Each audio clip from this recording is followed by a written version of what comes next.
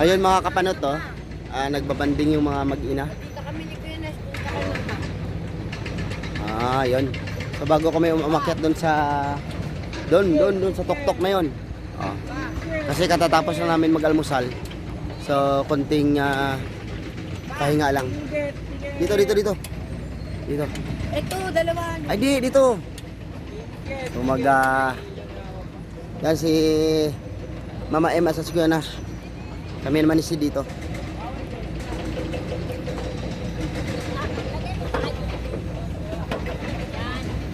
Okay.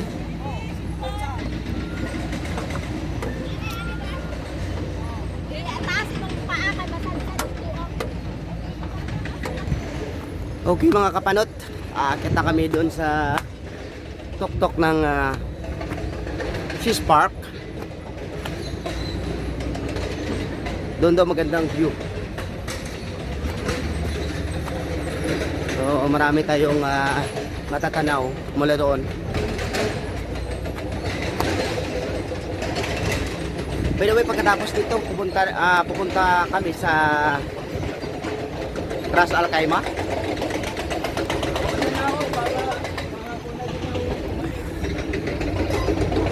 Dalawang oras at 15 minutos ang biyahe mula rito. So medyo mahaba-haba ang araw namin ngayon mga kapanot. Yun. See?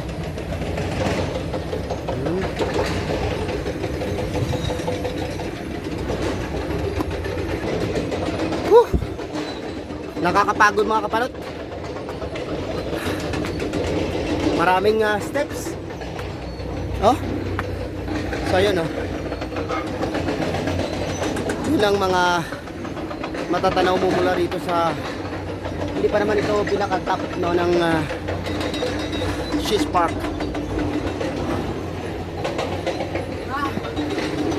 Marami pa silang ginagawa sa parting yun. May Sid. Yan si Mama M. Pag hindi mo kaya, hintayin mo lang kami dyan. Nahinga lang si Mrs. Ayun. Grabe.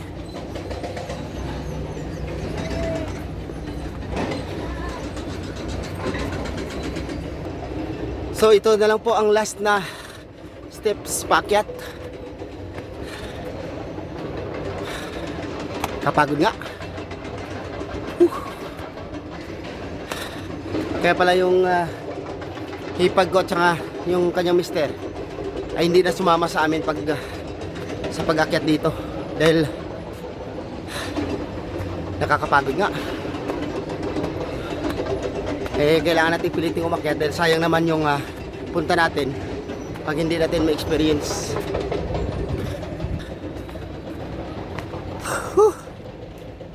So ito lang pala. Ano? Ayoko na. Ha? Ayaw mo na? Ayoko na. Nahilo ka na? Hindi ka nahilo si Kuya Nash.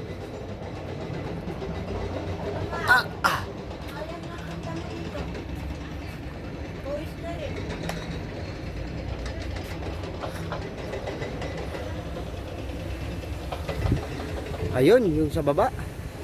So ayun yung sasakyan na gamit namin. Ando yung aking hipag. At si Kent, ang kanyang mister. Ayun yung baba. Wow. Akat pa tayo ulit dito sa pinaka-last na part ng okay.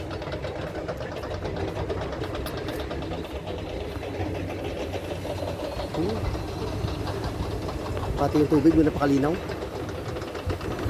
Ayan yung mga water pipe na nagsisilbing source of water na dito sa ibabaw. Yan yung dyan dumadaan yung mga tubig paakyat dito.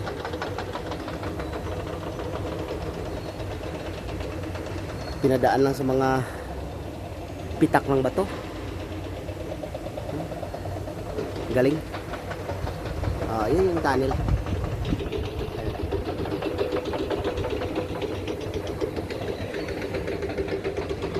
Okay. So baba na po tayo dahil tagaktak na yung ating pawis. At medyo mainit na.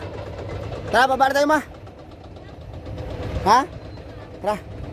So baba na kami mga kapanot.